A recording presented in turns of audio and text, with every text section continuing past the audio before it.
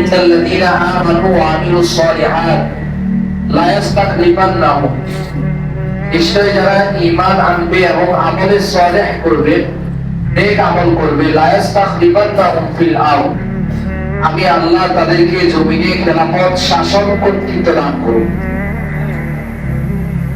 তাহলে বোঝা গেছে যে পৃথিবীর শাসন কর্তৃত্ব অর্জন করতে হলে মুসলমানদের ঈমানকে মজবুত করতে হবে এবং নেক আমল করতে হবে, আমলে সালেহ করতে হবে। তাহলেই আল্লাহ তাআলা মুসলমানদের কি দিবেন? বিজয় দিবেন।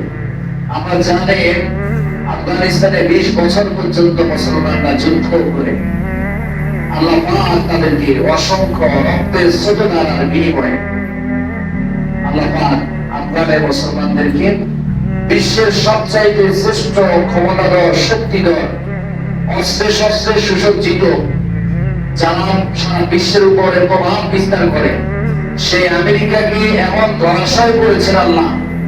তারা কি দেখেছে? আমার মনে হয় যে বদরের যুদ্ধে মুসলমানদেরকে আল্লাহ তাআলা আসমানি মদদ দিয়ে সাহায্য করেছেন, যে সাহায্যে মাত্র 313 জন এমন বিজয় অর্জন করেছেন যে কিছু পালিয়ে চলে গেছে, আর কিছু বন্দী রয়েছে, আর কিছু জাহান্নামে চলে গেছে।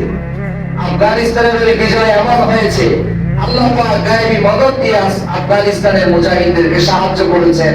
তাদের সংখ্যা, তাদের দেহ, তাদেরকে এমন ভাবে আল্লাহ তাআলা দেখিয়েছেন যে আফগানিস্তান থেকে মার্কিনী সৈন্যরা তাদের সমস্ত অস্ত্র শস্ত্র যুদ্ধ বিমান সব কিছু রেখে জান দিয়ে ভয়ে পালিয়ে গেছে। ঠিক না? আল্লাহ পাক এই বিজয় আমাদেরকে দিতে পারেন কি পারেন না? আমাদের ঈমানকে মজবুত রাখতে হবে, আমল সালেহ করতে হবে এবং আল্লাহর উপরে শতবার বিশ্বাস রাখতে হবে। চলমান যে সংকট চলতেছে, আজকের এই ঐতিহাসিক বদর দিবসের সমাপনী সময়ে আমরা আল্লাহর কাছে দোয়া করি, আল্লাহ পাক বিশ্বের যত জায়গায় মুসলমানরা মাজলুম নির্যাতিত, মুসলিম নির্যাতিত জনগণগুলোকে আল্লাহ তাআলা তার কুদরতি ভাবে হেফাজত করে নেন।